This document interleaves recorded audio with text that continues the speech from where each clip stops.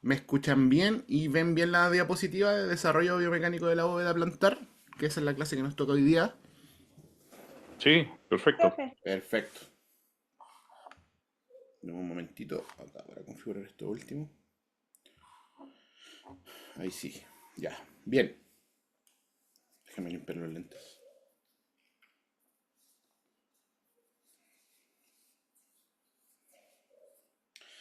Ya, chiquillos. ¿Alguna duda, consulta de la clase pasada? De los contenidos que vimos.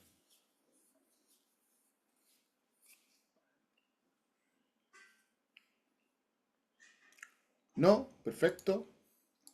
Habíamos dejado una entre comillas, tarea. Les pedí que pudieran investigar acerca de el trípode podálico, ¿cierto? No sé si los que se acuerdan el día martes que nos tocó hacer clase, le había sugerido que investigaran sobre el trípode podálico, ¿ya? Los que la respondieron, casi todas las personas que lo mandaron o que me lo escribieron, ¿cierto? O que se lo aprendieron, em, definieron como trípode podálico la unión de los huesos entre sí del pie que van a formar una bóveda en la parte media del pie, dándole una gran resistencia para la carga del peso y el esfuerzo facilitando la locomoción, ¿ya? Impulso y equilibrio también para poder caminar, correr, saltar. Esta bóveda está formada por los tres arcos, arco interno, externo y anterior, o transversal. La unión de estos tres arcos van a formar la bóveda plantar, formando un triángulo no equilátero, o sea que no tiene todos sus lados iguales. Y estos tres puntos de apoyo van a formar el trípode podálico, ¿ya?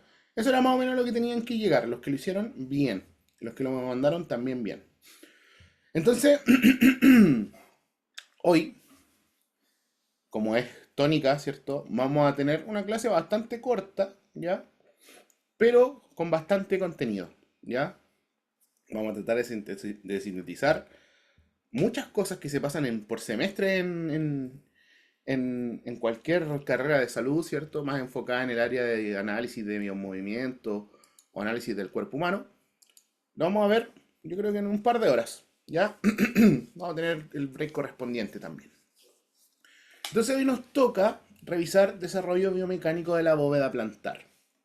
Si bien la semana pasada, o perdón, el martes pasado que estuvimos haciendo clase, vimos más que nada la conformación, ¿cierto? Las funciones, vimos los arcos más importantes, ¿cierto? El interno y el externo.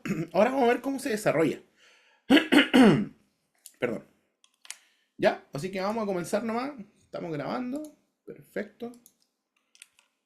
Entonces, en resumen de la clase pasada, ¿cierto? Si es que nos ponemos un poquito más analíticos, vamos a ver que Kapanji finalmente decía que la bóveda plantar tiene funciones y esas funciones son tres grandes funciones, que es motora, o sea, de movimiento, de equilibrio y de amortiguación, ¿ya?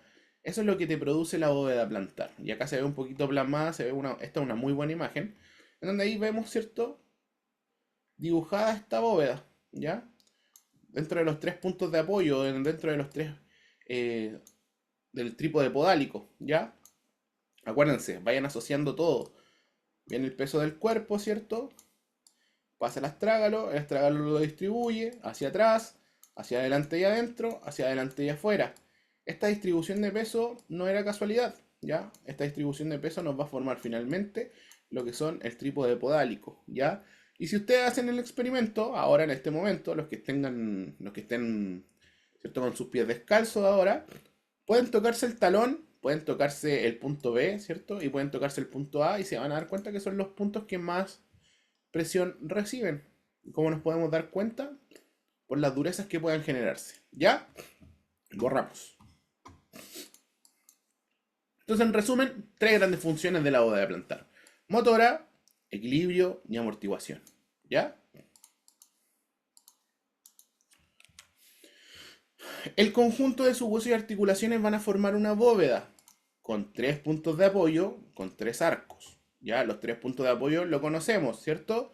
Talón por atrás, ¿cierto? Talón más la cabeza del primer metatarsiano, del primer MT, ¿cierto?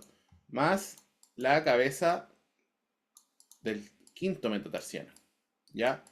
Ahí está formado el trípode podálico. Entonces esto es C, esto es A y esto es B. Vamos para atrás para que lo puedan ver. ¿Ya? ¿Se entiende? A, B y C. Lo voy a poner acá. A, cabeza del primer metatarsiano. B, cabeza del quinto metatarsiano. C, talón. ¿Ya? Vamos a borrar. Y vamos a avanzar. Con 3 arcos. Arco interno, ¿cierto? Arco interno, el más importante. Después vendría el arco externo, de menor importancia o de menor funcionalidad en ese sentido. Y por último vendría el arco anterior. Y este no lo vimos, ¿cierto? Obviamente lo vamos a ver, pero con más detalle más adelante. ¿Ya? El arco anterior. Siendo el arco interno el más importante funcional y clínicamente. ¿Ya? Los ligamentos, ¿cierto? Los ligamentos son estabilizadores estáticos de la estructura. ¿Qué significa? Que no, los ligamentos en sí no tienen movimiento. ¿Ya? Los músculos son estabilizadores dinámicos de esta estructura. ¿De qué estructura? De la bóveda plantar. ¿Ya? El balance de músculo más ligamentos de los dos estabilizadores nos va a permitir un funcionamiento óptimo del pie. ¿Ya? O de la bóveda plantar, ¿ya? Que es lo mismo. Entonces hay que tener ojo con esto. Estos dos puntos, si bien son bien fáciles pasarlo y lo podríamos leer, hay que entrar a detallarlo, ¿ya? Por ejemplo, ¿qué pasaría? Y ahora quiero que participen un poquito. Si me da a equivocarse, pueden participar por el chat, pueden participar por el chat de voz, lo que ustedes quieran. ¿Qué pasaría, por ejemplo, si yo tengo correcto mis 3 puntos de apoyo, tengo correcto mis 3 arcos, ¿cierto? Y no me están funcionando los ligamentos, o no me están funcionando los músculos, o no me están funcionando ninguno de los dos. ¿Qué piensan que podría pasar a ustedes? ¿Qué piensan que le podría pasar a la bóveda?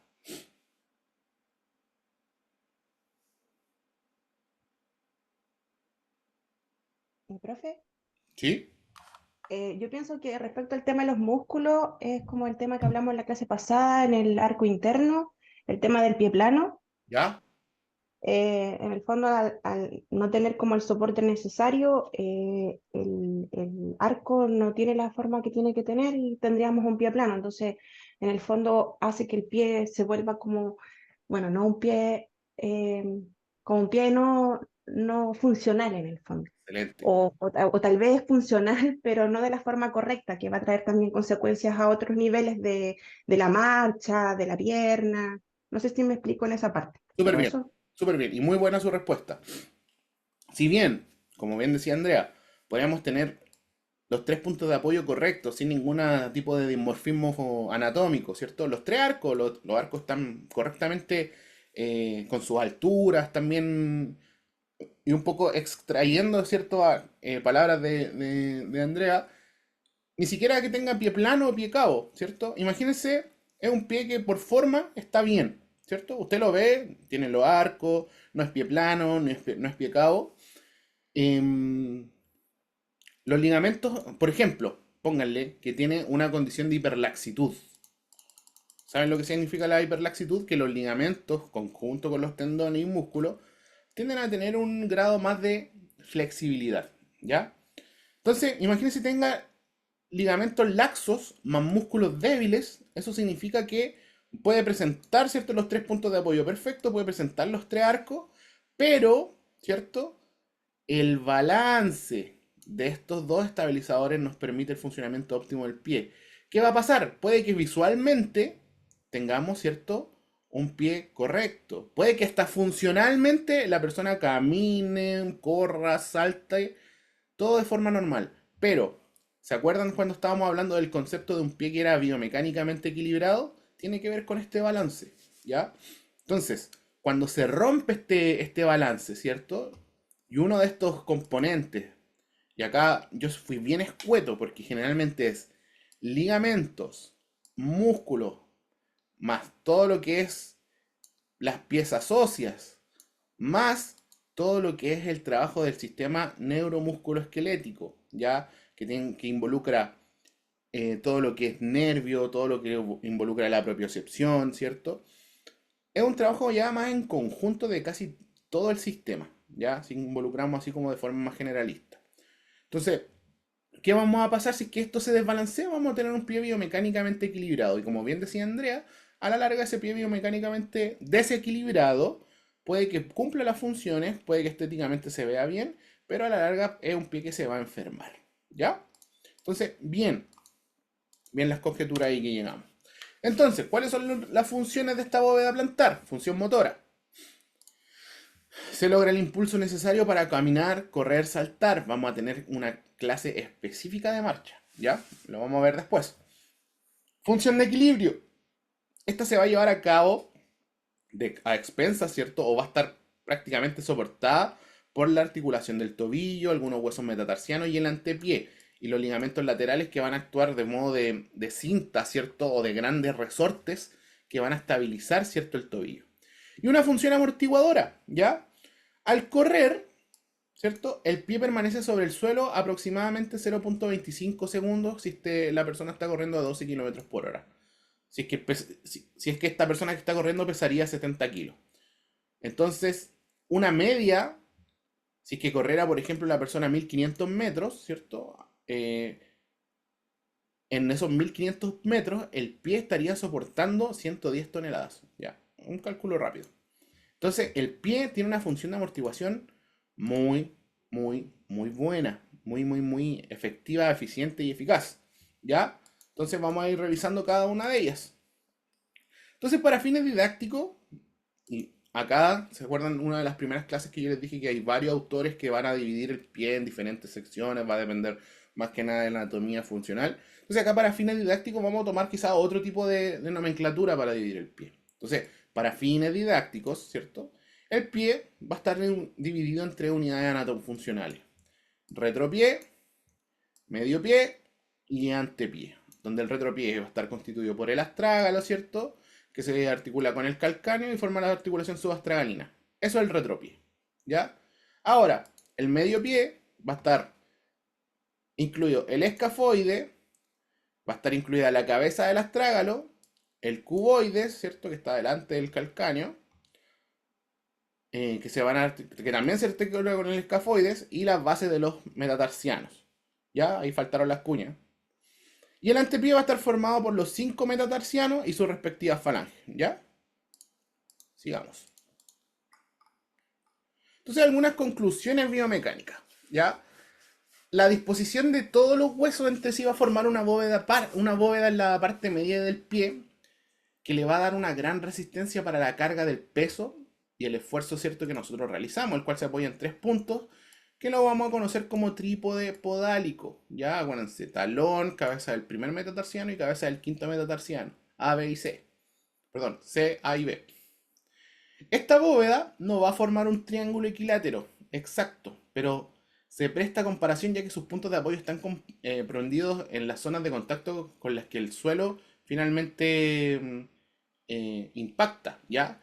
Y esto vamos a denominarlo huella plantar. Y vamos a tener un taller de huella plantar en donde ustedes van a imprimir una huella plantar, la van a analizar y van a llegar a la conclusión de que si es un pie cabo, un pie cabo medio, un pie plano, un pie neutro, etc. ¿Ya? Pero eso va a ser más adelante.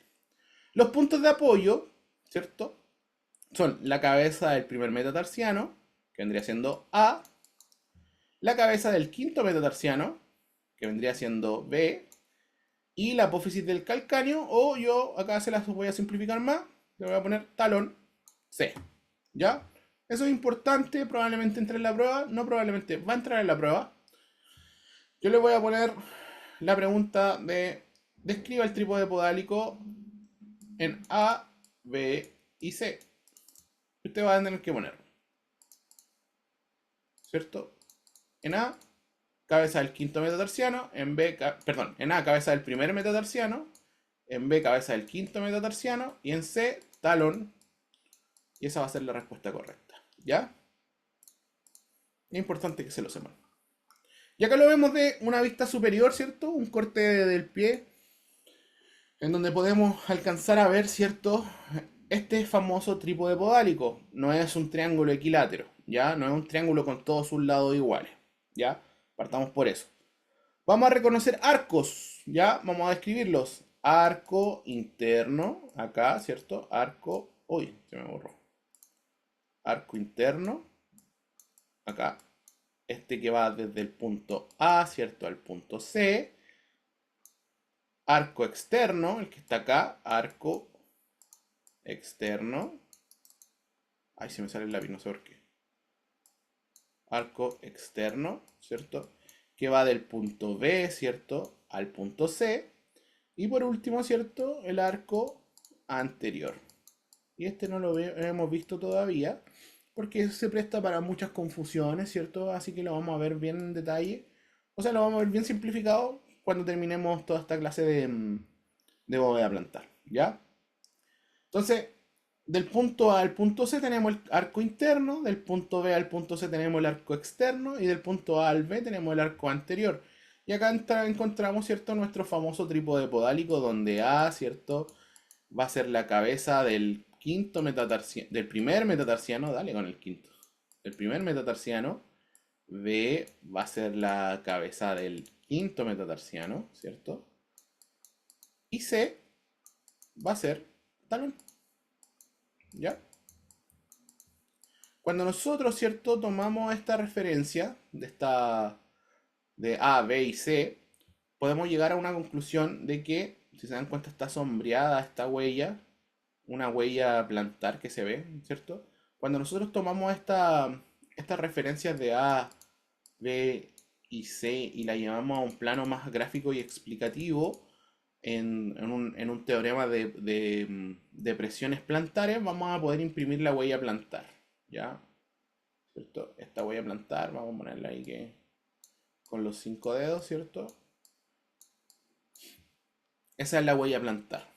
Ya, pero vamos a llegar a un cálculo después con eso, no nos vamos a complicar. Ahora estamos viendo solamente bóveda plantar. ¿Ya? Profe, Dígame.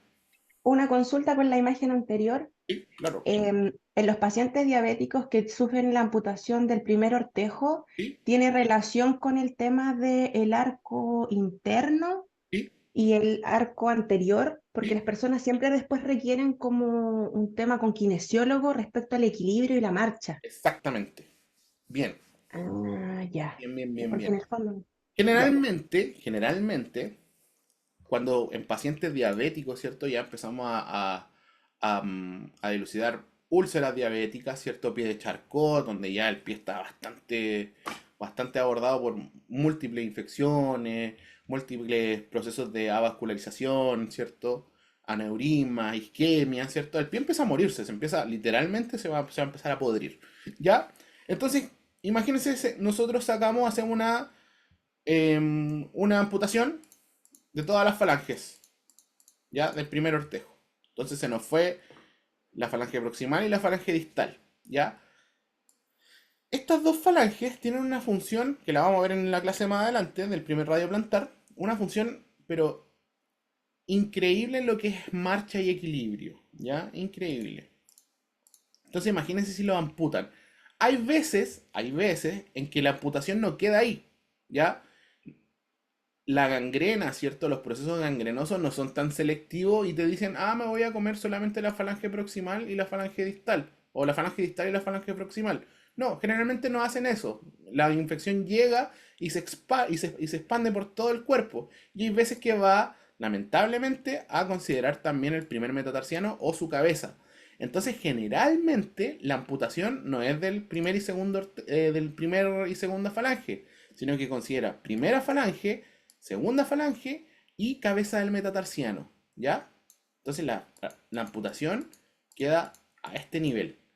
Y ahí sí que hay que mandar a kinesiólogo. ¿Por qué? Porque este sector de acá, el primer radio plantar, que lo vamos a ver más adelante, cumple, yo creo que el 80% de la función de equilibrio de nuestro cuerpo, ¿ya? Del estar parado. Entonces sí, lo que dice ahí la compañera es correcto. Una vez un paciente diabético se amputó, cualquier segmento, cualquier radio plantar, puede ser el quinto, el cuarto, el tercero, el segundo, el primero, necesariamente va a tener que tener algún tipo de apoyo en terapia o fisioterapia. ¿Por qué? Porque se pierde una función importantísima, que es el equilibrio, ¿ya?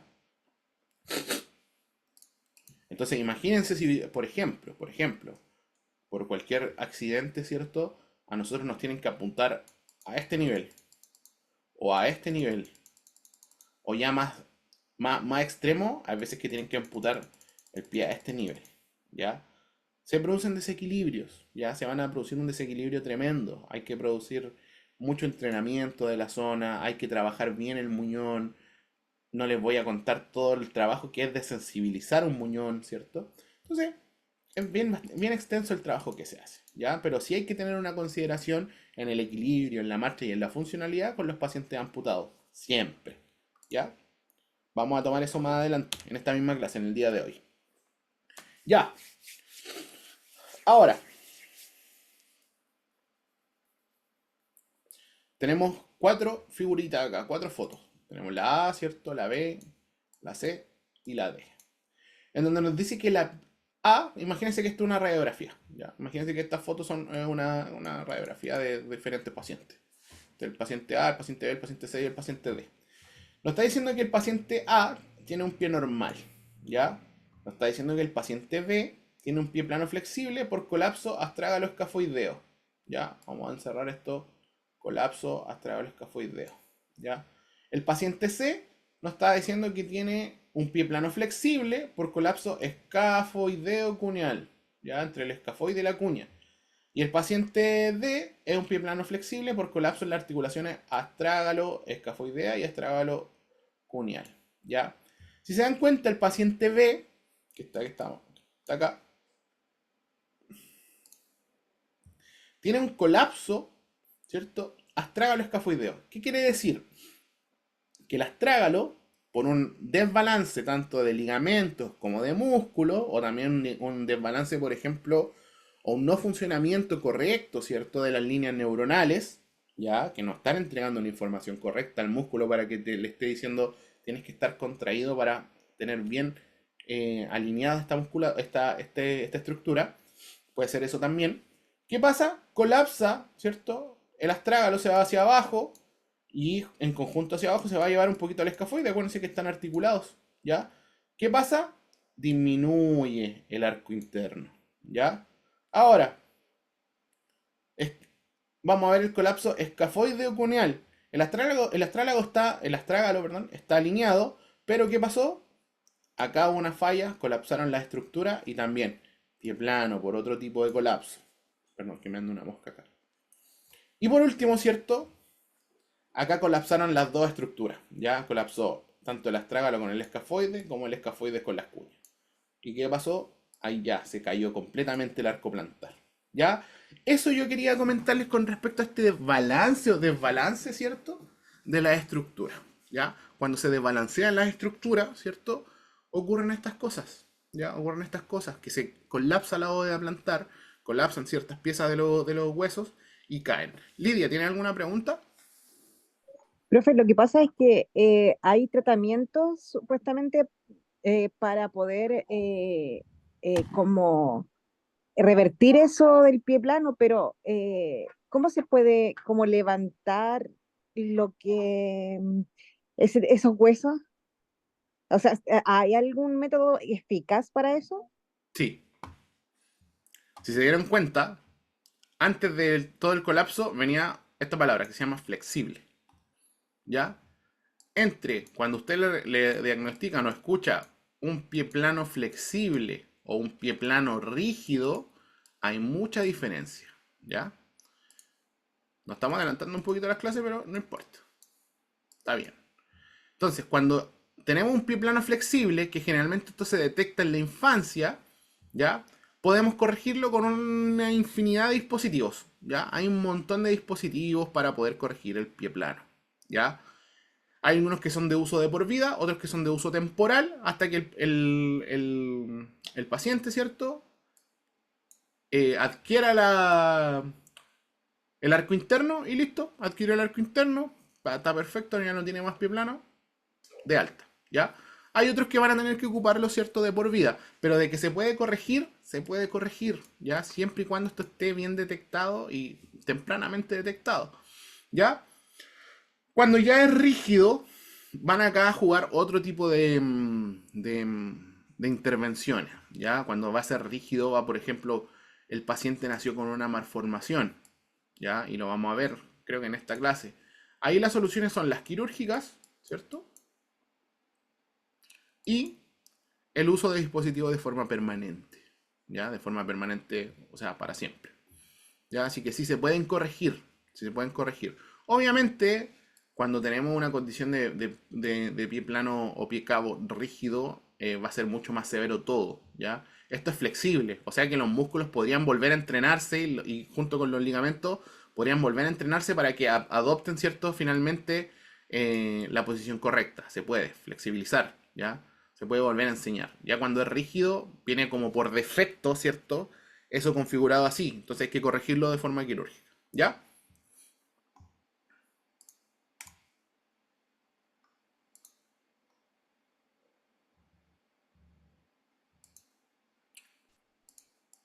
Avancemos. Entonces, ¿cómo se desarrolla la bóveda plantar? Y justo entramos ahí en el tema, ¿ya? Para hablar del desarrollo de la bóveda plantar vamos a tener que hablar un poquito de evolución normal del arco longitudinal interno, ¿ya? Acuérdense que el bebé nace y no nace caminando, ¿ya? Hay que tener eso, pero muy en cuenta. A diferencia de otros mamíferos, ¿cierto? Que nacen y nacen listos para salir a correr porque hay un depredador, ¿cierto? Que está a la espera de que ese ser nazca. Entonces, por ejemplo, muchos mamíferos que son cuadrúpedos no necesitan desarrollar marcha, sino que nacen y se paran y ya están listos para correr, ¿ya?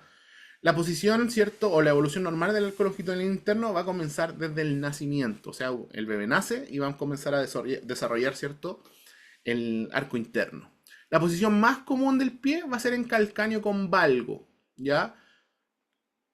Sin presencia de arco interno. Acá yo les puse una foto que no se ve muy bien. Es porque se transforma en los, ¿cómo se llama? Se transforma en los formatos para poder publicarlo y se ve súper bien. ¿Usted ve en presencia del arco interno acá? No, acá es un pie plano. Se nota un pie plano así, clarísimo. ¿Podría decir que es un pie plano establecido? No, porque el niño aún quizás no desarrolla la marcha y obviamente si no desarrolla la marcha no va a desarrollar el arco interno porque no le está entregando las cargas necesarias al pie para poder ponerse activo, ¿ya? Entonces, y acá entre muchas comillas, ¿ya? Entre los 12, ¿cierto? Y los 18 meses no va a haber presencia del arco, pero esto es muy dependiente del tipo de crianza que tenga el bebé, ¿ya? ¿Y a qué me refiero con esto? Es muy posible, ¿cierto? Que un niño citadino, o sea, que vive en la ciudad, respete estos 12 y 18 meses. Pero, por ejemplo, un niño que vive en una selva, que vive en un contexto un poco más rural, ¿cierto? En donde tiene naturaleza a su disposición, en donde no tiene ningún tipo de limitaciones con respecto a la marcha, ¿cierto? Es muy probable que ese 12, 18 meses el niño aprenda a caminar a los 11, 12, a los 11, o a los 10, 11, 12 meses, ¿ya? O por lo menos desarrolle más, bipedestación a esa edad, ¿ya? Y el arco interno va a ser desarrollado, ¿cierto? A partir de que el niño empezó a caminar o a ponerse bípedo. Tengo dos manos levantadas. ¿Alguien quiere conversar o preguntar?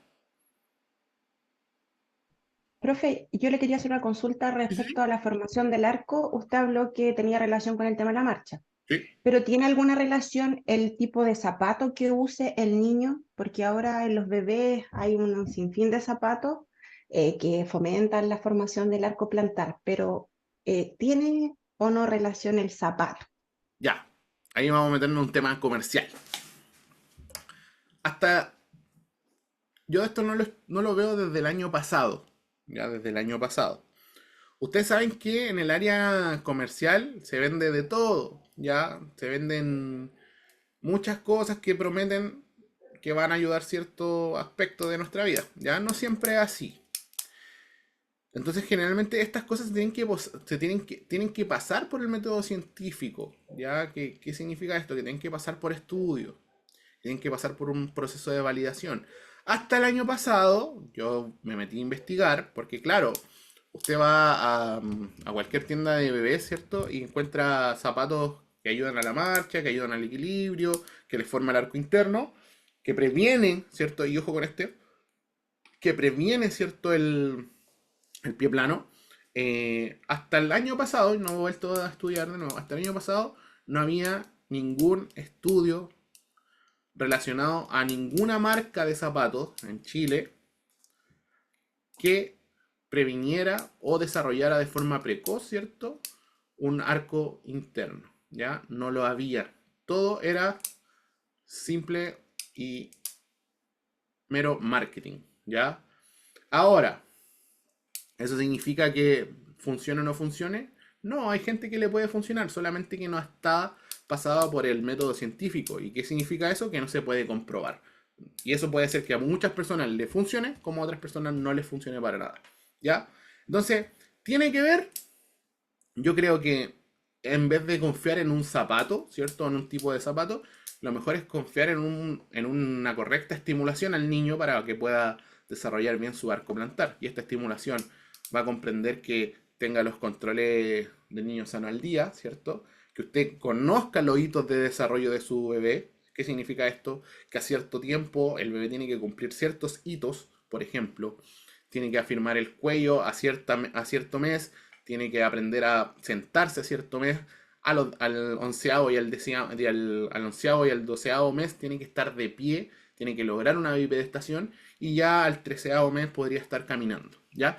Algunos hitos del desarrollo son bastante decidores y nos van a marcar como un punto de inflexión de aquí a los 12 años en cómo se va a desarrollar su bebé.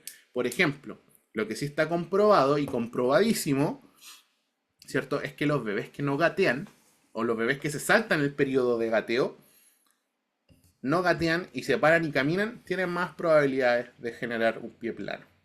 ¿Por qué? Se preguntarán ustedes. Porque el gateo entrena la disociación de las caderas escapulares o de la cintura escapulares y la cintura como tal. O sea, me está enseñando a coordinar mano izquierda, pie derecho, mano derecha, pie izquierdo, ¿ya?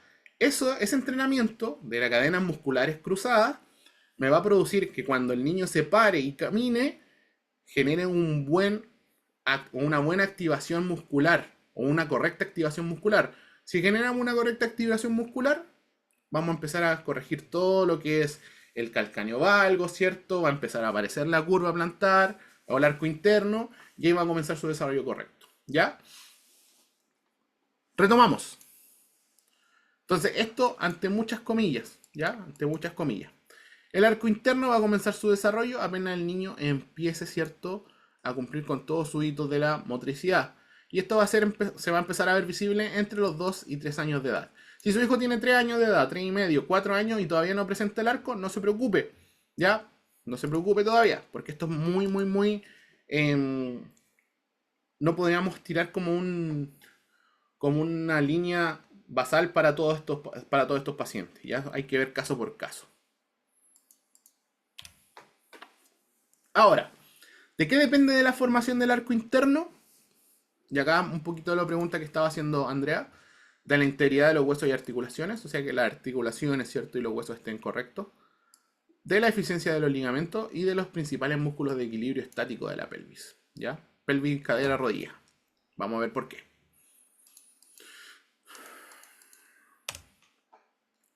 ¿Cómo pueden variar los arcos del pie? Los arcos del pie se ven sometidos a grandes fuerzas y el desequilibrio de estas puede llevar a una alteración del tipo de pie que tengamos. Existen diversos desequilibrios, existen un montón de desequilibrios, ¿ya? Que pueden darse en la planta del pie y es importante que lo aprendamos a reconocer desde ya, ¿ya? Entonces acá tenemos el famoso pie cabo, ¿ya? Esto es una variación del arco plantar. ¿Qué pasó acá con el arco plantar? O sea, el arco interno, ¿aumentó o disminuyó? Aumentó. Aumentó, correcto. Entonces acá tenemos el punto A, ¿cierto? Acá tenemos el punto C, acá tenemos el calcáneo, ¿cierto? Acá tenemos el astrágalo, ¿cierto? Por acá está el escafoide, por acá están las cuñas por acá arriba, ¿cierto? El metatarsiano. No, y la cabeza del metatarsiano está por acá. Entonces, aumentó el arco, ¿ya? Tiene una altura que no corresponde a la correcta, que son de 1,5 a 1,8 milímetros. Ya acá deben haber por lo menos unos 20, 22 milímetros de altura. Vamos a borrar. ¿Ya? Y acá esta condición, cuando aumenta, ¿cierto? El arco plantar o el arco interno, lo vamos a llamar como pie cabo. ¿Ya? Los pie cabos son en los que los arcos de la bóveda plantar se ven aumentadas. ¿Ya? Existen 3 tipos de pie cabos según Capanghi, ¿ya? Y cada uno tiene unas características y causas diferenciadas. Vamos a pasar a verlo ahora. Entonces, según Capanghi, ¿cierto? Tenemos 3 tipos de pie cabo. El pie cabo neurológico, un pie cabo esencial y un pie cabo secundario. El pie cabo neurológico resulta de los desequilibrios musculares, ¿cierto? Algunos accidentes cerebrovasculares, ¿cierto? Como los ACV, ¿cierto? Y otras enfermedades neurológicas. ¿Qué pasa? A nivel neurológico, los nervios, ¿cierto? Empiezan a mandar información que no corresponde, o falta de información, o mucha información, y le van a decir a los músculos, hey, contráete de más, ¿cierto? El músculo se va a contraer de más. ¿Y qué pasa si hay una exageración o un desequilibrio en la contracción? El cierto arco interno va a aumentar, todos los arcos de la bóveda plantar van a aumentar debido a una excesiva contracción de los músculos, de los tendones y de los ligamentos. ¿Ya? Ahora, pie cabo esencial. Son los pies en los que hay un aumento de la bóveda plantar, ¿cierto? Pero no existe una patología a la que se le atribuye ese aumento. Por ejemplo, los futbolistas, basquetbolistas e incluso algunas bailarinas son quienes podrían tener mayor probabilidad de sufrir esta deformidad. Pero en este caso del pie cabo esencial, no se considera una patología, sino se considera una adaptación. ¿Por qué? ¿Alguien piensa por qué?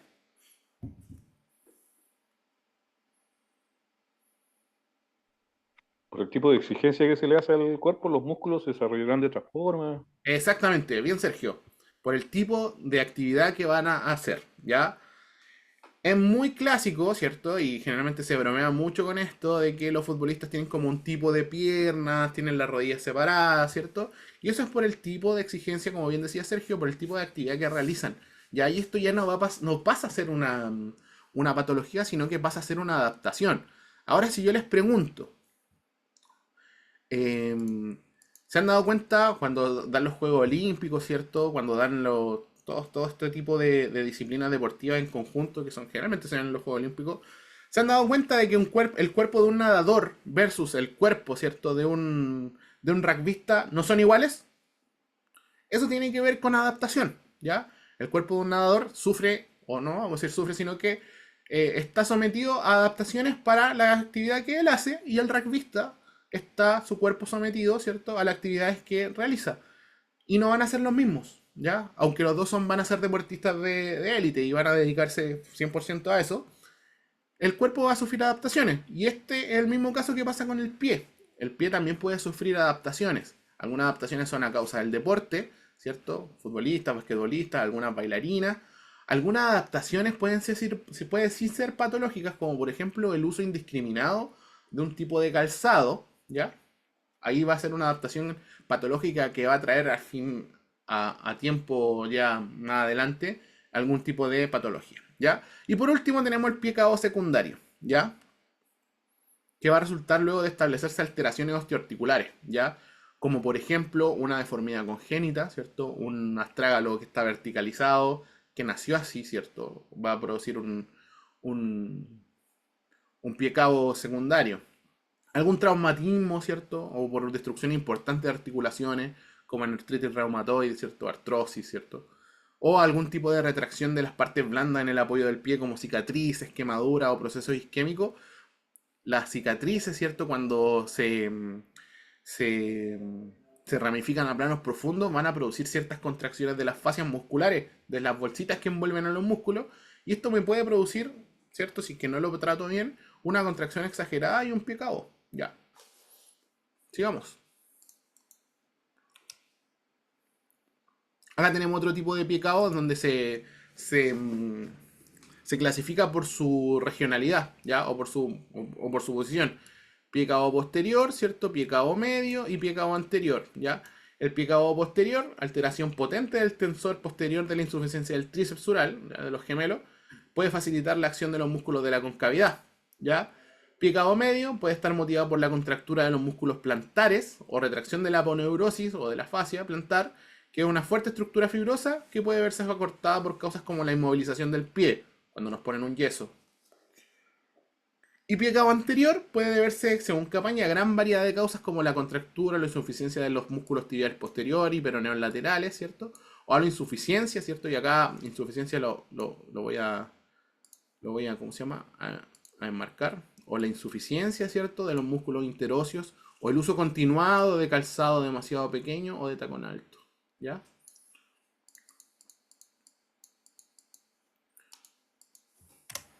Y acá tenemos, ¿cierto?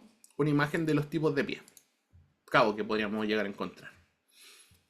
Acá tenemos un pie normal, ¿cierto? Esto es una huella plantar normal. Cuando nosotros, yo creo que en 2 clases más o en una clase más, vamos a tener un taller de huella plantar. Vamos a revisar cómo podemos sacar la huella plantar. ¿Ya? Y ahí sí va a ser una tarea bastante buena y idealmente que hagan todos porque van a aprender una herramienta de evaluación muy buena. ¿Ya? Esto es una huella plantar, ¿ya? La huella plantar, ¿cierto? Que aparecen los 5 dedos, aparece la parte anterior, la parte media, ¿cierto? Y la parte del talón. La huella está perfectamente impresa.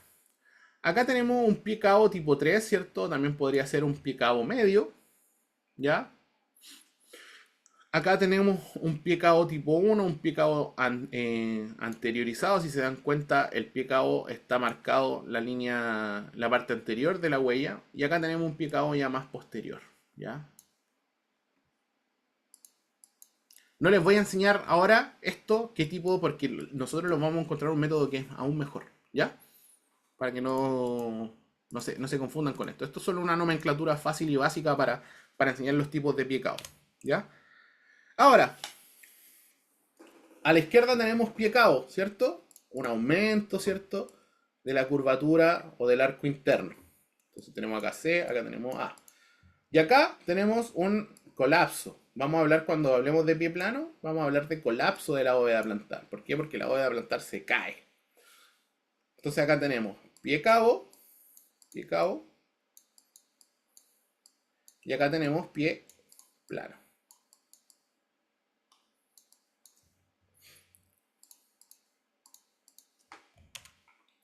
Acá.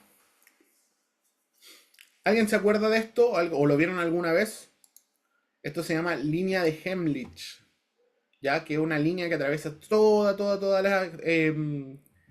la extremidad inferior, ¿cierto? Una línea media que pasa por toda la extremidad inferior, pero por su zona media. Divide la fosa poplitea en dos, ¿cierto? Divide el talón de Aquiles en dos.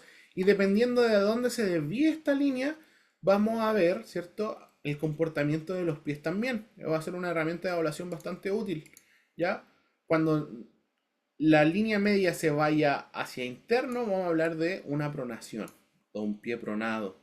Cuando la línea se vaya a supinación o hacia externo, vamos a hablar de un pie supinado o un pie cabo, o en el otro caso contrario. Y cuando la línea del pie, ¿cierto? O la línea, ¿cierto? De Hemlich pase por el medio de forma equilátera, ¿cierto? Lo vamos a determinar como normal, ¿ya?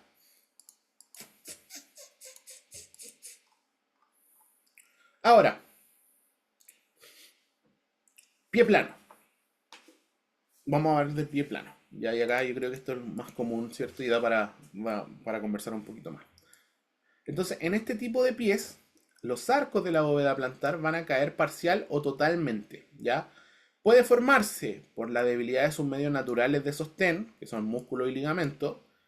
Puede ser la insuficiencia de estos músculos hace que el peso del cuerpo descanse sobre la bóveda plantar y el arco interno se hunda y el pie gire en valgo.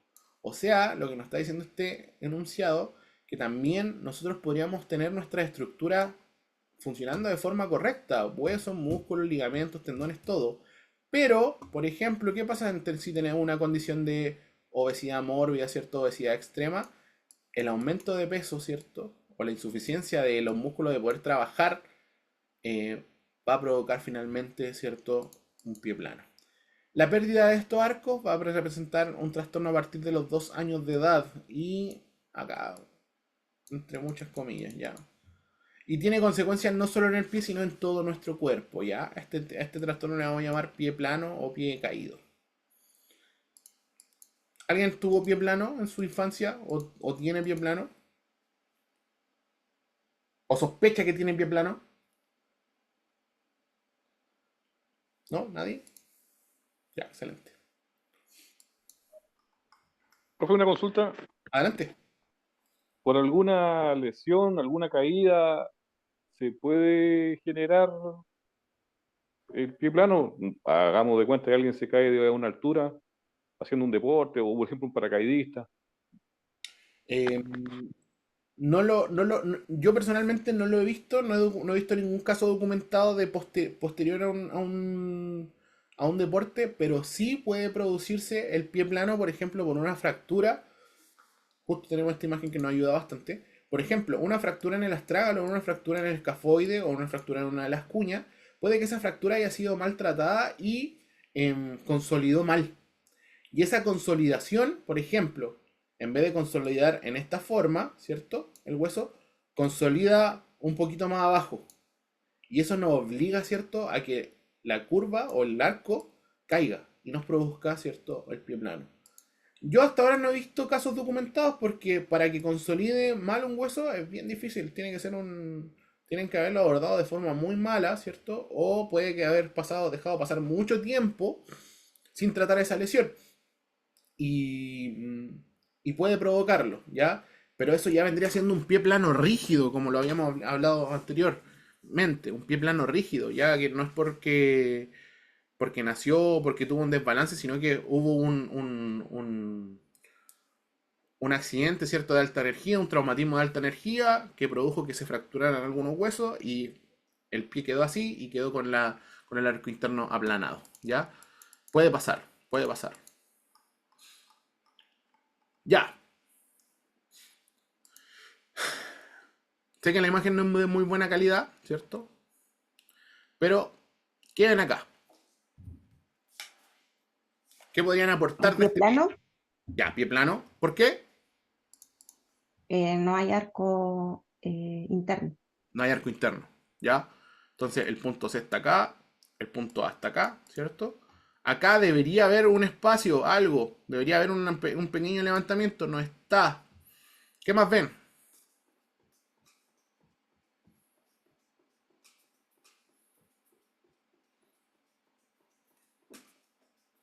¿O qué más se puede ver?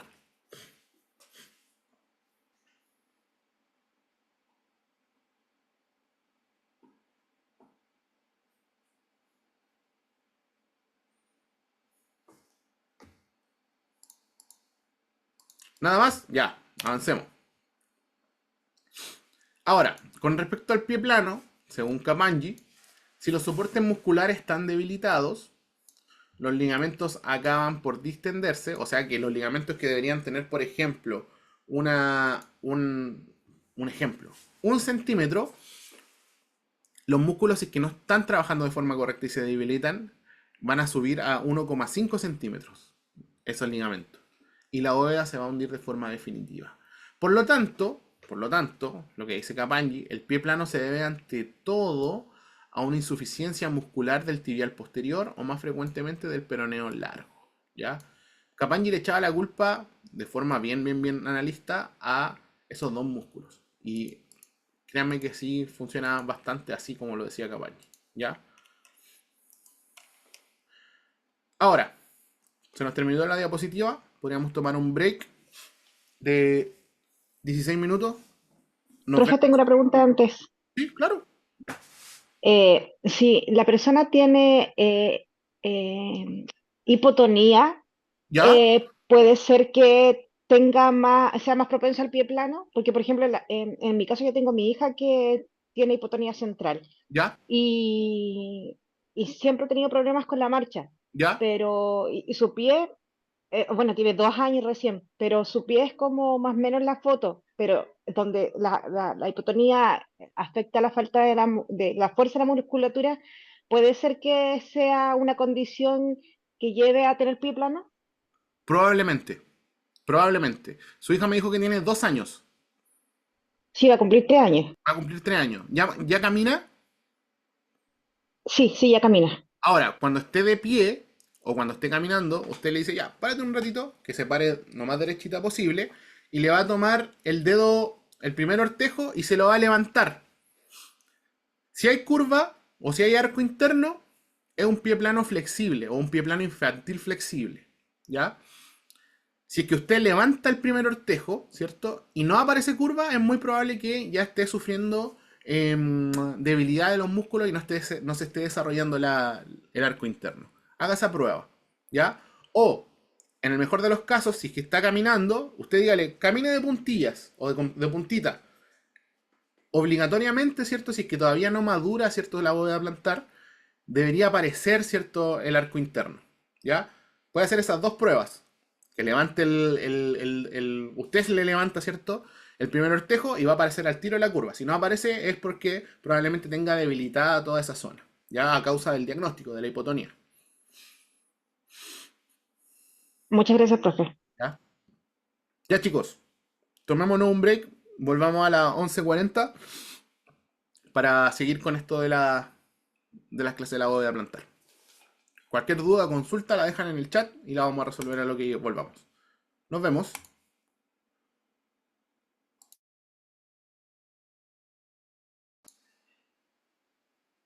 Perfecto. Vamos a continuar entonces, vamos a revisar de forma ya más rápida alteraciones de la bóveda plantar. Ya esto tiene que ver con un poquito de artrocinemática, artrocinética. Y vamos a ver algunas de las diferentes alteraciones del pie. Vamos a tocar ahí algunos temas que ya retomamos, ¿cierto? En la clase pasada. Pero es importante que los sepan. ¿Ya? Entonces, alteraciones de la bóveda plantar. Acuérdense que el peso del cuerpo transmitido desde el miembro inferior va a recaer en los huesos del tarso. ¿En qué hueso específicamente? En el astrágalo, y se va a repartir en tres direcciones. Hacia adelante y adentro, ¿cierto? Hacia adelante y afuera, y hacia atrás y hacia abajo. Y de forma no por coincidencia, ¿cierto? Le puse acá A hacia adentro y afuera, B hacia adelante y afuera, y C hacia atrás o hacia atrás y abajo. Estos tres puntos nos van a formar, ¿qué cosa? El famoso trípode podálico. Y acá está. Entonces viene, ¿cierto? El peso del cuerpo que está en esta cruz y se va a repartir hacia adelante y adentro, hacia el punto A, ¿cierto? Hacia adelante y afuera, hacia el punto B y hacia atrás y hacia abajo en el punto C. A, B y C nos van a formar este triángulo no equilátero que nos va a formar el trípode podálico, y ya viéndolo de un punto de vista un poco más biomecánico, estos tres puntos nos van a soportar lo que es la bóveda plantar. ¿Ya? Esto ya lo vimos por el astrágalo hacia adelante y adentro, ¿cierto? Al punto A, hacia adelante y afuera, hacia el punto B, también por el astrágalo, hacia atrás abajo por el punto C. Distribución de las cargas. Esto es importante saberlo. Entonces, imagínense, si cargáramos el astrágalo con 6 kilos, y esto ya es como se distribuye, la repartición quedaría de la siguiente manera. En el arco externo, o hacia el punto B, o hacia adelante y afuera, se quedaría con 1 kilito, si es que repartiéramos 6 kilos. Hacia adelante y adentro, en el arco interno, ¿cierto? Y en el punto A, nos quedaríamos con 2 kilos, ¿cierto? Y hacia atrás y hacia abajo, ¿cierto? En el punto C, en el talón, ¿cierto? Nos quedaríamos con 3 kilitos. Si sumamos 1 más 2, 3, 3 más 3 son igual 6. Ahí está la totalidad de kilos que cargamos. Esa es la repartición que se hace, ¿cierto? El astrágalo para cada punto, para cada uno de los puntos del cuerpo, ¿ya? Esa es la proporción en la que se distribuye. Entonces ya sabemos que el pie en conjunto con sus huesos, articulaciones, ligamentos, músculos van a formar una estructura, una construcción en el cual cuando todas las estructuras trabajan de forma óptica, vamos a tener el concepto de un pie biomecánicamente equilibrado, ¿ya? Una forma normal del pie nos va a dar un correcto funcionamiento a los diferentes tipos de terreno, a los accidentes que éste tenga, ¿cierto? Y esto es propio de un funcionamiento óptimo de los tres arcos, ¿ya? Que van a formar la bóveda plantar. Como adaptación de la bóveda plantar a los diferentes terrenos, el hombre de ciudad siempre camina sobre un terreno liso y resistente, en el mejor de los casos, porque acá donde vivo yo en Iquique, las calles están cada vez peores, ¿ya? Perdón, que anda una mosca que todavía no he podido echar. Con los pies protegidos por un calzado, ¿cierto? Sus bóvedas plantares tienen que hacer un esfuerzo casi mínimo, y sus músculos, debido a su poco trabajo, van a empezar a atrofiarse y a comenzar los problemas, ¿ya? Estamos retomando algunas de las preguntas que hicieron los compañeros en la clase anterior. Entonces, generalmente, el hombre de de acá de la ciudad, ¿cierto? Trabaja muy bien vestido, ¿cierto? Con unos zapatos en un terreno plano, liso, ¿cierto? En el cual la interacción muscular no va a ser, ¿cierto? La del 100%. Entonces, en los pies planos, el hundimiento de la bóveda plantar va a estar dada por la debilidad de sus medios naturales de sostén, músculos y ligamentos. Aunque solo bastan los ligamentos para sostener la bóveda, esto solo pasa por un periodo de tiempo, ¿ya? Y voy a explicar esta idea. Aunque solo bastan, ¿cierto?, los ligamentos para sostener la bóveda plantar. ¿De dónde se sacó esto? Se analizó, ¿cierto?, la amputación de un pie, en donde se amputaron todos los músculos y obviamente el pie, ¿cierto? O sea, la pierna, se dejó solamente el pie, y se dieron cuenta de que la bóveda plantar permanecía, pero por un periodo de tiempo no mayor a más de una hora, ¿ya? La huella plantar acá está, la huella plantar de una amputación es normal durante unos momentos, excepto si se cortan los ligamentos. Si usted corta los ligamentos, la huella plantar cae completamente. Entonces, la función muscular es indispensable, ¿ya? Si bien los ligamentos pueden sostener la bóveda plantar, solo por menos de una hora, ¿ya? Vamos, sigamos. En los seres vivos, si los soportes musculares se debilitan, los ligamentos se distienden y la estructura va a colapsar, ¿ya? Y por consecuencia, la bóveda se verá hundida, aplastada o colapsada. Por lo tanto, el pie plano se va a deber principalmente o ante todo ante una debilidad muscular.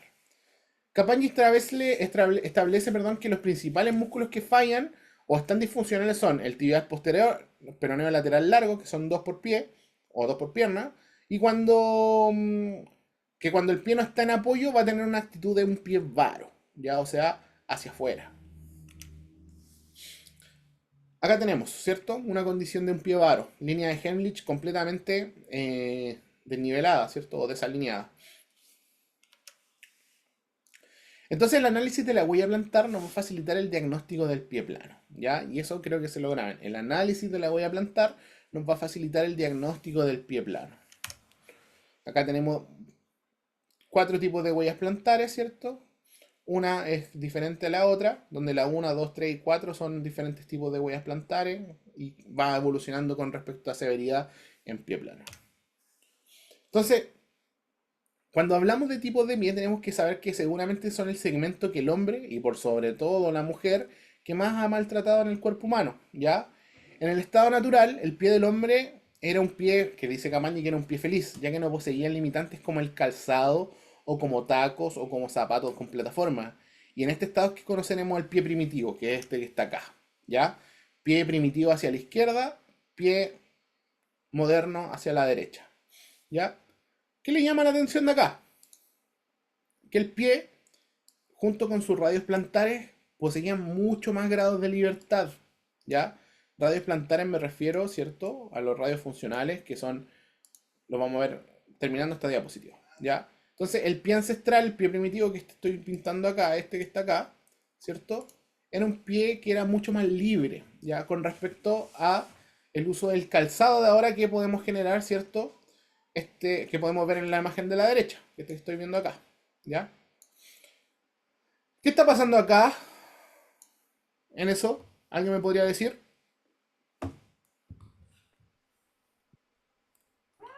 Un Juanete, profe, Juanete. Juanete, excelente, ¿ya? Coloquialmente conocido como el Juanete, clínicamente conocido como Hallux valgo, ¿ya? Bien. ¿Y qué está pasando acá?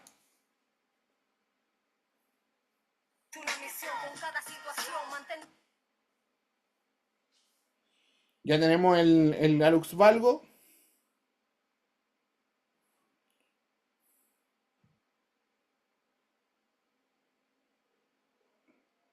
Ya. La condicionante, ¿cierto?, del primer ortejo es Hallux valgo. Y la condicionante del quinto se va a llamar quinto varo. ¿Ya? Quinto varo, para que se lo aprendan. Generalmente siempre se le da mucha más importancia, ¿cierto?, al Hallux valgo. Pero siempre que hay un Hallux valgo, ¿cierto?, y hay un maltrato del pie con respecto al calzado, siempre o la mayoría de las veces vamos a ver un quinto varo. Y siempre que veamos Hallux valgo más quinto varo, vamos a ver las famosas deformaciones en garra, o las famosas deformaciones digitales, ¿ya? Que son los dedos garra, martillo y masa. La vamos a revisar. Hallux valgo, ¿ya? El primer metatarsiano está separado del segundo metatarsiano, impulsando el dedo gordo, ¿cierto? El primer ortejo, hacia adelante y afuera. Esto hace que la cabeza del primer metatarsiano se incline y salga hacia interno, desplazándose y también formando el tan famoso, ¿cierto? Juanete. Lo vamos a comentar ahí en los compañeros. Produciendo eso, ¿ya? Esta prominencia que ustedes están viendo acá, ¿cierto? Esta prominencia que ustedes están viendo acá no es nada más, ¿cierto?, que la cabeza del primer metatarsiano completamente desviada, ¿ya? La cabeza del primer metatarsiano, ¿cierto?, que está acá, está completamente desviada. Y acá, ¿cierto?, la primera falange con la segunda falange o la falange proximal y distal, ¿cierto?, presentan esta desviación angular, ¿ya? ¿Se acuerdan cuando vimos el pie primitivo? ¿Para dónde estaba apuntando, ¿cierto? El pie primitivo apuntaba hacia afuera, ¿cierto? O sea, hacia adentro en realidad. Terminaba así, perdón, creo que lo dijo un poquito grande. El pie primitivo tenía acá su falange proximal y acá su falange distal, en donde todos los radios plantares, ¿cierto?, se distribuían de forma como casi de un abanico y el pie era mucho más libre, ¿ya? Eso es con el hallux valgo. Veremos también que el quinto metatarsiano se va a ir desplazando hacia adentro, produciendo otra alteración, que es el quinto aro, ¿ya? Por el lado externo veremos que este quinto aro está padeciendo una deformidad, ¿ya? Y esta deformidad disminuirá el espacio para los dedos que quedan y provocará la famosa deformidad de los dedos del martillo o cualquier tipo de difusión de la garra, ¿ya?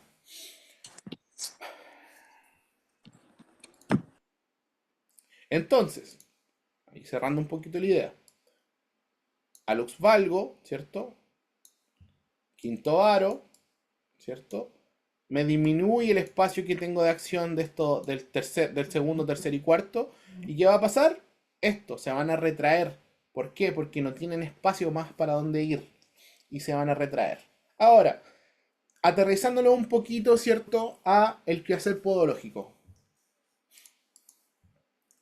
¿Qué alteraciones podríamos encontrar si es que tenemos un quinto varo?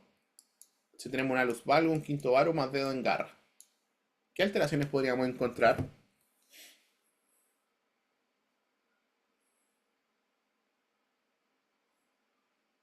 ¿Podría ser que los dedos se monten uno sobre otro? Perfecto, ya. Montura digital, perfecto, sí. ¿Qué más? La formación de callosidades con esa misma malformación. Perfecto, Punto digital, formación de puede ser. callosidades. ¿Qué más? Formación de heridas interdigitales.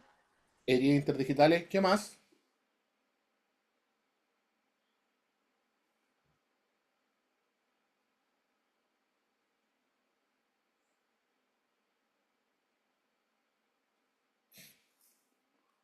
Se van a ver afectada todo lo que es el aparato unguial. Sí, Obviamente que sí. Ya el aparato unguial, ¿cierto?, se va a ver afectado por todas estas condiciones que ustedes dijeron. ¿Ya? Si el dedo está en garra, ¿cierto?, y tengo el aparato unguial apuntando hacia el suelo, es muy probable, ¿cierto?, que también tenga alteraciones. Y acá el quehacer de ustedes va a ser, pero más que necesario. ¿Ya?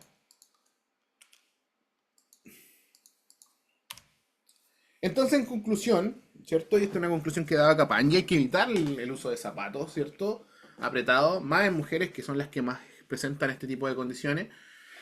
El uso de zapatos apretados va a provocar aglutinamiento de las estructuras digitales. Esto va a llevar un hallux valgo, el hallux valgo va a llevar un quinto varo, este quinto varo va a llevar a dedo en martillo y esto se va a traducir en dolor, ¿ya? Que es correctible mediante terapia o con cirugía altamente costosa. Entonces las conclusiones del uso del zapato, ¿cierto?, que la vamos a ir viendo más adelante, son bastante decidoras, ¿ya? A la hora de qué tipo de vida vamos a llevar, ¿ya? Y esta frase que también es de Kapanji dice que el calzado está hecho para el pie y no el pie para el calzado. Ahora yo le pregunto si es que este calzado está hecho para el pie. Yo creo que no, ¿ya? Vamos a pasar al tiro, ¿cierto?, a la otra clase. Vamos a cerrar acá.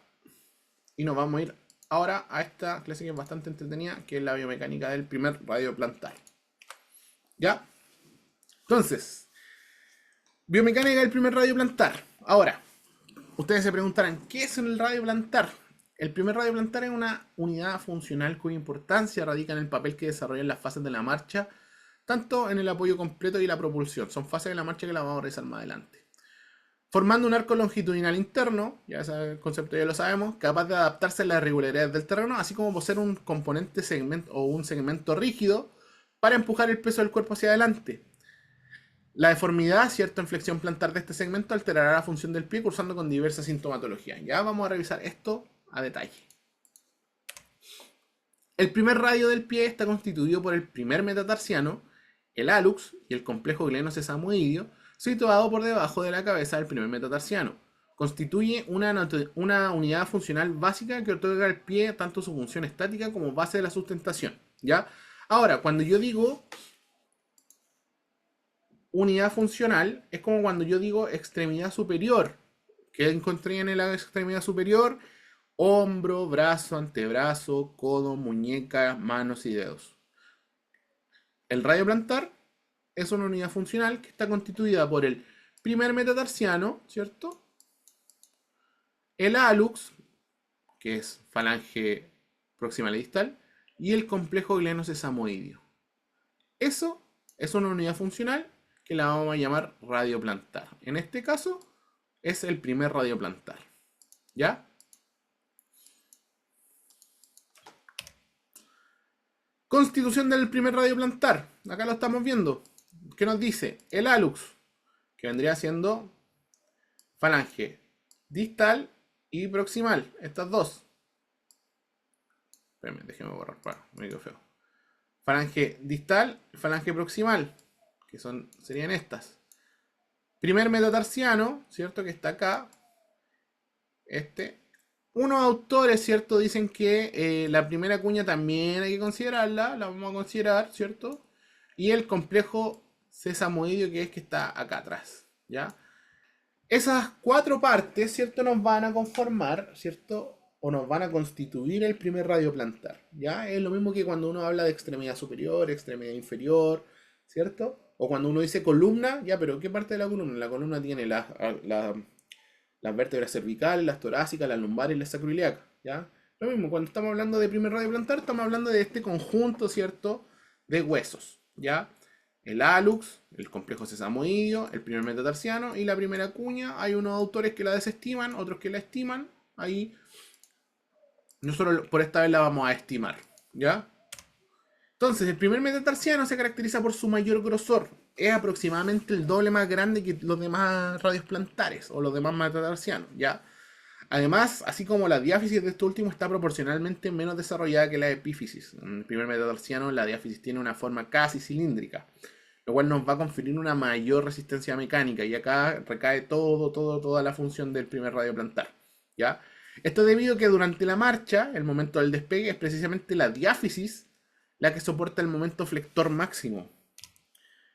Si se dan cuenta, este metatarsiano que está acá, en forma, es mucho más grande que estos que están acá, ¿cierto? Y su diáfisis, ¿cierto? Esta que está acá, esta parte de acá, este cilindro, está mucho más desarrollada. ¿Por qué? Porque este muchachito, este hueso de acá, es el que nos va a soportar todo el peso del cuerpo cuando nosotros estamos caminando, ¿cierto? Y toda la fuerza que se ejerce la va a soportar este muchachito de acá, ¿ya? El primer metatarsiano. Es muy importante. Por eso cuando una de las compañeras preguntaba qué pasa cuando nos amputa, ¿no es cierto? O se amputa un paciente diabético, el primer ortejo, que generalmente no es solamente el primer ortejo, sino que tienen que apuntar más o menos como a este nivel, ¿ya? ¿Qué pasa? Pasan muchas cosas. Se desequilibra el paciente, se desequilibra la marcha, se desequilibra la bipedestación, el estar de pie.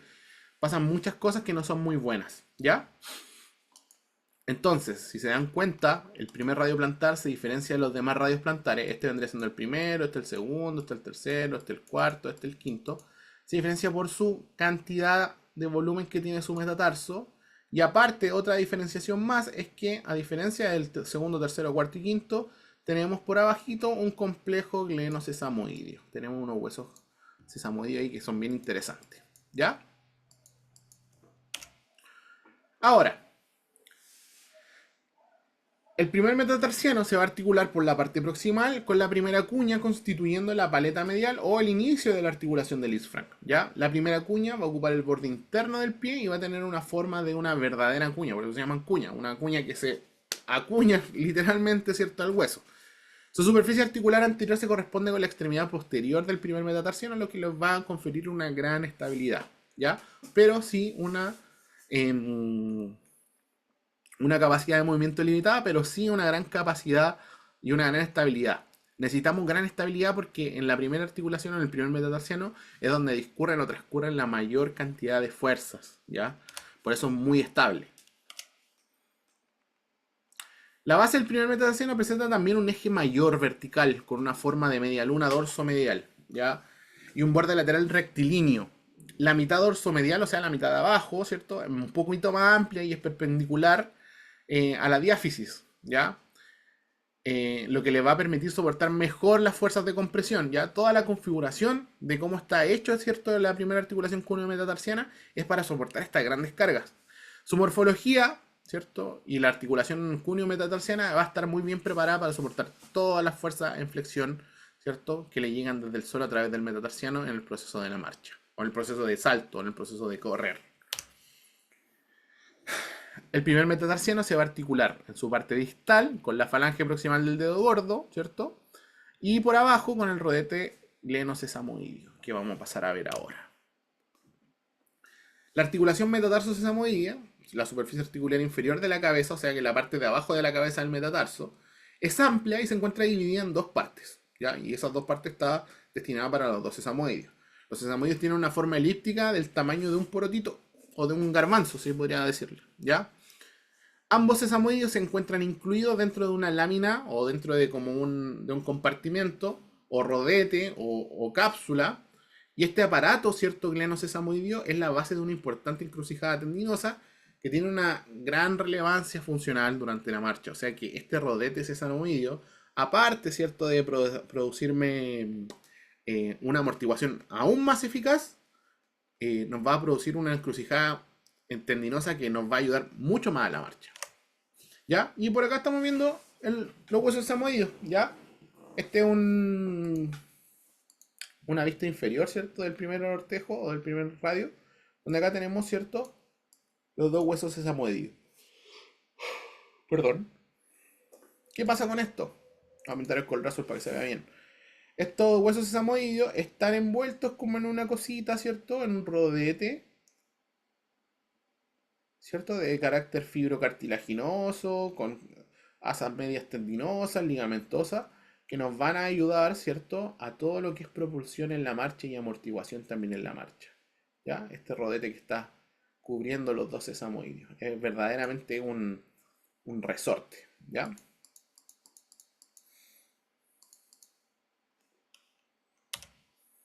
Ahora, deme un momentito.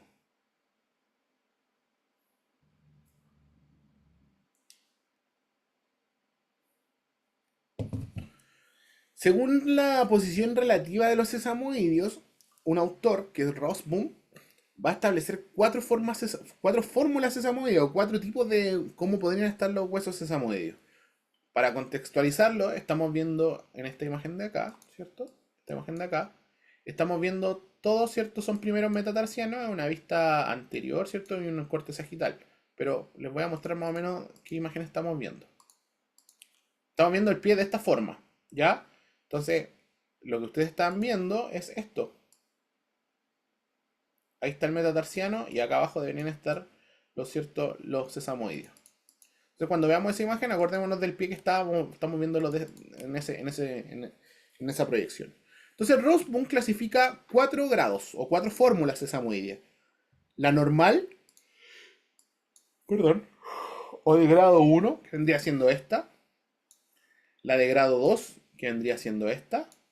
La de grado 3, que vendría siendo esta. Y la de grado 4, que vendría siendo esta. ¿Ya? Vamos a pasar a clasificar cada una de ellas. Entonces, acuérdense, estamos viendo el pie así. La normal es que ambos sesamoideos están situados en la cara plantar del metatarsiano, ¿ya? están alineados justo por debajo del metatarsiano, del primer metatarsiano. ¿Ya? Esa es la configuración normal. La de segundo grado, los dos sesamoides están ligeramente luxados. Ya se habla de luxación porque son articulaciones que están fuera de su lugar, ¿cierto? Y a pesar de que esté levemente desviada, sigue siendo funcionalmente normal. O sea que el grado 2 también podría considerarse como un grado no de normalidad. ¿Ya? ¿Por qué? Porque tenemos por lo menos uno de los dos sesamoides en su cara plantar todavía. ¿Ya? Entonces, en la posición de tercer grado, el sesamoideo medial, el que está acá, ¿cierto? Déjame pintárselo. Este es el sesamoideo medial y este es el sesamoideo externo.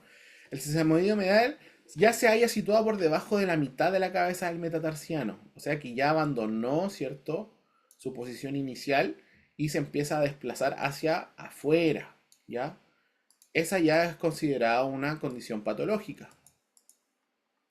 Y ya en la última, ¿cierto? En el grado 4, ambos sesamoideos ya se encuentran ya luxados de su espacio y se encuentran fuera de cualquier desalineación. ¿Por qué es importante saber esto? Es porque uno de las dos primeras fórmulas van a ser fisiológicas, el grado normal y el grado 2 son fisiológicas, mientras que las dos últimas van a estar asociadas al metatarso varo, que son completamente patológicas, ¿ya? O sea, que nuestro primer ortejo se va a ir hacia afuera, o sea, perdón, se va a ir hacia adentro, ¿ya? Lo que es normal, lo que no es normal. Entonces, acabamos de ver, ¿cierto? El alux valgo, que es cuando el dedo gordo se va hacia afuera, y ahora estamos viendo el metatarso varo, que es cuando se va hacia adentro, ¿ya? Esas son las dos condiciones más comunes del pie, o del primer radio plantar, ¿ya? Entonces, el primer radio plantar durante la marcha. Recordemos que la marcha, y vamos a ver marcha, no van a tener que esperar un poquito más. Es un ciclo de periodo de tiempo transcurrido desde el contacto de un talón del suelo hasta el contacto del talón, ¿cierto?, del mismo pie. Por tanto, un ciclo de marcha consta de dos pasos y los podemos dividir en dos periodos. Un periodo de apoyo que abarca el primer 60% del ciclo, en el que el pie se encuentra en su contacto con el suelo, y el segundo periodo de oscilación que va a ocupar aproximadamente un 40% del ciclo restante del ciclo, perdón, en el que el pie se va a encontrar suspendido en el aire oscilando de atrás hacia adelante. Entonces, en esta fase es donde el primer radio plantar ejerce su mayor función. El pie humano, tanto en bipedestación como durante la marcha, la carrera o el salto, está sometido a importantes solicitudes mecánicas, ¿ya? Si medimos las fuerzas con una plataforma dinamométrica, podemos observar que las fuerzas de reacción vertical durante la marcha son aproximadamente del 120% del peso corporal, y durante la carrera son el 275% del peso corporal. O sea que nuestros pies finalmente, cuando estamos de pie o cuando estamos corriendo, van a alcanzar hasta 2 o casi 3 veces nuestro peso corporal, ¿ya? Cavanagh, otro investigador bastante conocido, ha estudiado la carga en la planta del pie en situación estática, o sea, en bipedestación, y ha podido comprobar que esta se distribuye de la siguiente manera. El talón va a llevar el 60%, el medio pie un 8%, el antepié un 28%, los dedos un 4%, siendo las presiones máximas en el talón 2.6 veces mayores que en el antepié, ¿ya? Y esto es un estudio que tuve que hacer yo hace mucho tiempo, también revisarlo, ver qué tanto se correspondía con la realidad. Y sí, finalmente en dinámica, durante la marcha con el pie descalzo, el centro de presión máxima se localiza inicialmente en el centro del talón. ¿Se acuerdan cuando estábamos viendo la distribución de las cargas del pie? Si es que cargábamos las trágalo con 6 kilos, que se llevaban la mayor parte era el talón, ¿se acuerdan? Así que concuerdan los estudios, ¿ya? Y se acelera rápidamente a través del medio pie hasta alcanzar el antepié, ¿ya? El tiempo durante el antepié soporta el peso del cuerpo, es 3 veces superior, ¿ya?, al tiempo que lo soporta el calcáneo. Y las presiones máximas en el antepié se alcanzan aproximadamente en el 80% del periodo de apoyo. Puede que les suene un poquito raro este concepto, porque todavía no hemos visto marcha, ¿ya? Este es el gráfico que pudimos ver. No lo voy a explicar ahora, porque no lo van a entender. Lo vamos a revisar de nuevo cuando veamos marcha.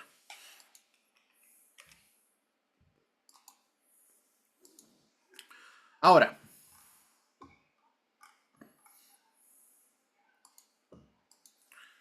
vamos a la última diapositiva. Esta es cortita, ¿ya? Primer radio plantar, ya recordamos, ¿cierto?, que es una unidad funcional compuesta por el hallux, falange proximal distal, sesamoideos, metatarso y la primera cuña, ¿ya? ¿Qué características teníamos en el primer radio plantar, ¿cierto? Que era un importante efector de la marcha, la amortiguación y la propulsión están dadas gracias a este primer radio plantar. Rosburn la va a clasificar, ¿cierto? Va a establecer una forma sesamoidea con 4 configuraciones, normal, de segundo, tercer y cuarto grado. Y esta configuración va a definir la actitud del pie finalmente, ¿cierto? Y teníamos este rodete glenosesamoideo que, a diferencia de los segundos radios plantares, tercer, cuarto y quinto radio plantar, no tienen sesamoideos, ¿ya? Entonces vamos a ver qué pasa acá. La repartición de las cargas en el pie, en el talón el 60%, en el medio pie un 8%, en los metatarsianos un 28% y en los dedos un 4%. ¿Ya? Esta es una investigación que me tocó hacer a mí. Ahora vamos a ver la biomecánica del segundo radio plantar, y cuando hablamos del segundo vamos a hablar del tercero, el cuarto, el quinto, ¿cierto? Y al igual que el primer radio plantar, vamos a tener el segundo radio plantar, el cual no se asemeja en importancia al primer radio plantar, pero tenemos que hacer consideraciones importantes que vamos a encontrar en este segmento que no debemos pasar por alto. Como por ejemplo, que el primer radio plantar, ¿cierto?, está compuesto por la primera cuña, ¿cierto?, el primer metatarsiano y el hallux con sus 2 falanges, ¿ya? Y obviamente los sesamoideos que están por aquí abajito. Ese es el primero. Ahora, el segundo va a estar compuesto por el metatarsiano y su complejo de falanges, ¿ya? Vendría siendo este el segundo radio, este vendría siendo el tercer radio, este vendría siendo el cuarto radio y este vendría siendo el quinto radio plantar, ¿ya? Esos son los radios plantares, considerándolos desde acá, ¿cierto?, hacia adelante. Acuérdense, unidades anatomofuncionales. Ahora, ¿por qué tenemos que realizar estos en conjunto? ¿Cómo está constituido el segundo radio plantar? Estará constituido por el segundo metatarsiano, la segunda falange, los ligamentos adyacentes, la musculatura intrínseca e extrínseca y la placa plantar. ¿Qué es la placa plantar? Si se dieron cuenta, acá no tenemos sesamoideo, pero tenemos otra estructura que se llama placa plantar, que es esta que está acá, ¿ya? Esta que está acá se llama placa plantar y que nos va a hacer como un análogo a los sesamoideos, ¿ya? ¿Qué va a pasar con esto? Dame un momentito.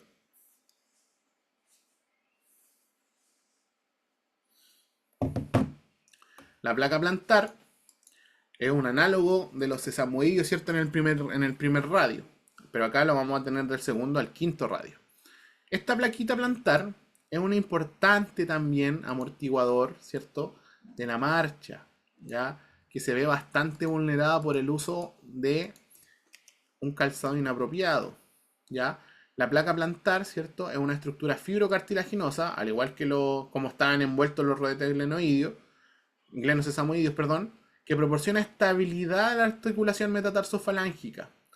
La inestabilidad progresiva de la articulación metatarsofalángica puede ser el resultado, ¿cierto?, de diferentes patrones de ruptura de esta placa, o sea que esta placa se corta. La placa plantar va a proporcionar una importante estabilidad en el plano dorsoplantar, y esta estructura fibrocartilaginosa se origina, ¿cierto?, en la metáfisis de la cabeza del metatarsiano a través de una delgada unión sinovial, ¿ya? ¿Qué quiero que aprendan desde la placa plantar? De que es como un símil, ¿cierto?, a el rodete glenosesamoideo, ¿ya? Entonces, generalmente la placa plantar, al estar posicionada, ¿cierto?, en la unión metatarsofalángica, nos va a estabilizar esta articulación, ¿ya? Acuérdense que cuando nosotros caminamos, ¿cierto?, se produce en esta articulación una flexión, ¿ya? Y aparte de flexión se genera mucha fuerza, porque para caminar tenemos que desplazarnos hacia adelante, ¿ya? Y toda esa fuerza la va a soportar esta estructura que está acá, ¿ya? Entonces, en el primer radio plantar teníamos los sesamoideos, ¿cierto?, que estaban envueltos en un rodete, y en el segundo, tercero, cuarto y quinto vamos a tener esta placa plantar. Acá la placa plantar se rompe, ¿cierto?, completamente rota, ¿y qué va a pasar? La estabilidad se va a perder. ¿Y qué pasa si perdemos estabilidad? Vamos a perder el equilibrio biomecánico del pie. La lesión de la placa plantar es una patología que vemos en frecuencia en el antepié, ¿ya? Sobre todo en mujeres de mediana edad, ya lamentablemente la distribución de la placa plantar, ¿cierto?, o de la rotura de la placa plantar se ve en esta geografía, ¿ya? Siendo causada de metatarsalgia a veces muy intensa. ¿Qué significa metatarsalgia? Dolor en los metatarsos, ¿ya? En la mayoría de los casos es secundaria, y acá se los puse en negrita, a un desequilibrio mecánico del antepié en relación con la insuficiencia del primer radio, ¿ya? O sea que el primer radio no está funcionando bien, se desequilibra toda la estructura y se rompe esta plaquita, ¿ya? Tiene carácter evolutivo y existe una estrecha relación entre la anatomía patológica de la deformidad y la clínica del paciente. Ahora, les voy a poner esta imagen.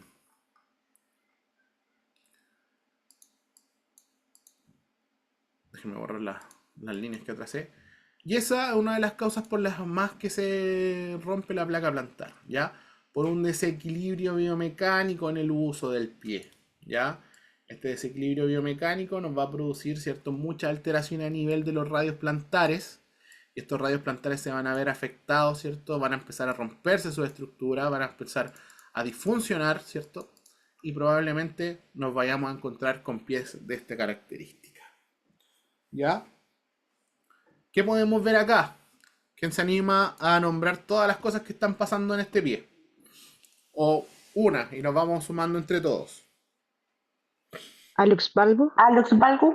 Alex Valgo, bien. ¿Qué más? Acá está. Top. ¿Qué más? Dedo martillo. No escuché. Dedo en martillo. Sí, hay deformaciones digitales de los dedos. ¿Qué más? Montura digital.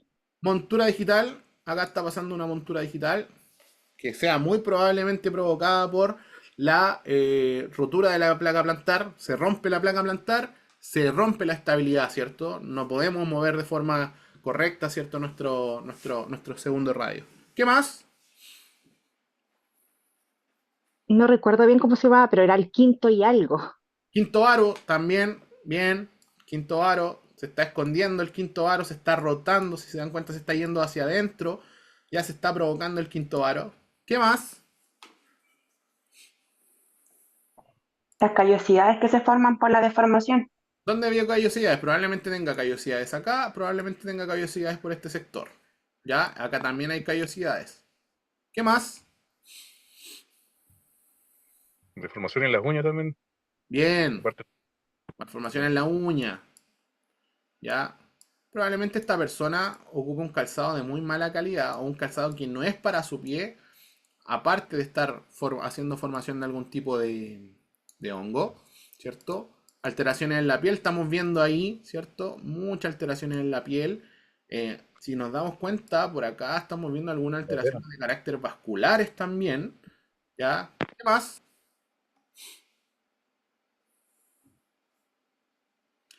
¿Qué más podemos encontrar de lo que podemos ver, de lo que podemos inferir? No sé si es una micosis o una hiperkeratosis donde tiene arriba del cuarto ortejo. El cuarto ortejo sería Al lado. este de acá. Ah, no, no. Mm. ¿Qué estás haciendo acá? Ya. Si nos puede damos ser cuenta. Sí, sí, sí, una adelante. inflamación en el tobillo. Una inflamación en el tobillo, si bien por acá podemos ver acá una red de vascularización bastante atípica y anormal, podría ser, ya podría ser una inflamación en el tobillo. Podría ser. Podría haber una insuficiencia venosa ahí. Sí, podríamos tener acá una insuficiencia venosa profunda, sí, podría ser. Muy probable, muy probable. Miren, todo lo que hemos llegado a solamente con mirar esta foto. Bastante información le hemos sacado. ¿Ya? Entonces, para ir terminando, ¿cierto? El uso importante de un calzado, ¿cierto? Me puede determinar muchos comportamientos y me puede determinar finalmente, biomecánicamente, cómo se va a comportar mi pie, ¿ya? Tenemos que revisar bien esto antes de pasar a los temas que son como más controversiales, que es de marcha, que son así, temas un poquito más difíciles de ver. Entonces, para que lleguemos a estas conclusiones, ¿ya? La conclusión final es que biomecánicamente el pie tiene que estar bien equilibrado, no tenemos que someterlo a deformaciones constantes como por ejemplo esos usos de taco o zapatos con plataforma, ¿cierto? Hay que tener harto ojo, ¿por qué? Porque estas deformaciones se van haciendo crónicas y no son perceptibles. Yo no ocupo un taco un día y el día mañana domingo me va a amanecer así el pie. No, estos son deformaciones que van ocurriendo con años, ¿ya? Y que finalmente esto probablemente derive en una artrosis, en una artritis de forma bien severa, lo que él produzca mucho dolor, baje mucho la calidad de vida, ¿cierto? Y finalmente tengamos un paciente con un montón de alteraciones, no solo a nivel biomecánico, ya estamos viendo alteraciones a nivel ya podológico, ya a nivel dérmico, a nivel, a nivel vascular, ¿ya? No quiero ni preguntar si es que el paciente es diabético o no, porque ahí ya se nos complica todo, ¿ya? Así que eso, muchachos, eso se lleva a la clase del día de hoy. Dudas, consultas, preguntas pueden hacerlas ahora.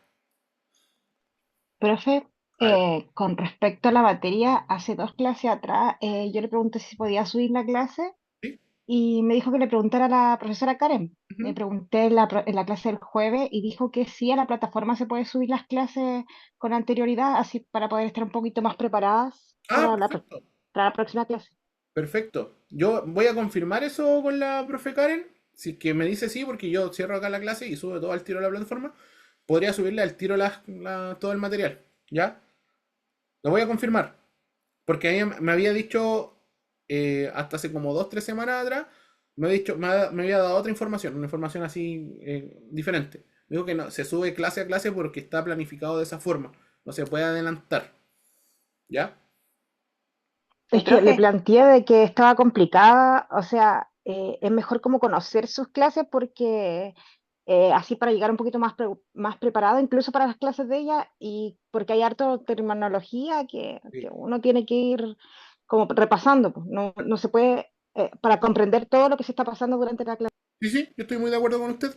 De hecho, se lo propuse y me dijo que no, que idealmente, o por cómo estaba escrito la planificación, se tenía que subir semana a semana. Pero si lo volvió a comentar y le dio la positiva, yo voy a confirmar la información con ella y subo todas las clases ahora. ¿Ya? O durante el día. Profe, es Adelante. que yo también le hice la consulta a la profe. Ella lo que me comentó es que como que podía subir un poquito antes, como la clase, por ejemplo, ya, hoy ya tenemos la clase del sábado y usted la sube el jueves, pero solamente la clase que viene, no todas las clases Ah, juntas, ya, perfecto. ¿ya? Porque en el fondo yo le pregunté porque me es más fácil tomar apunte en los dibujos que usted presenta Sí, que estarlo después escribiendo en el cuaderno y dibujándolo. Y ahí perfecto. eso fue lo que ella me comentó. Ah, ya, muy bien. Ya, perfecto. Ahí sí. Ahí sí, claro que sí. De hecho, yo no tengo problema en subírsela el miércoles. ¿Ya? Creo que sería lo ideal. Antes de la clase. ¿Les parece? Porque yo lo último que me acuerdo me dijo que no, toda la materia de golpe no se puede subir. Pero sí puede. Ahora, si me dicen que sí se puede con un par de días de anterioridad, perfecto, no hay problema. Lo hago. Sí, pero sería, si lo podía hacer dentro de la semana, ¿Sí? porque unos días antes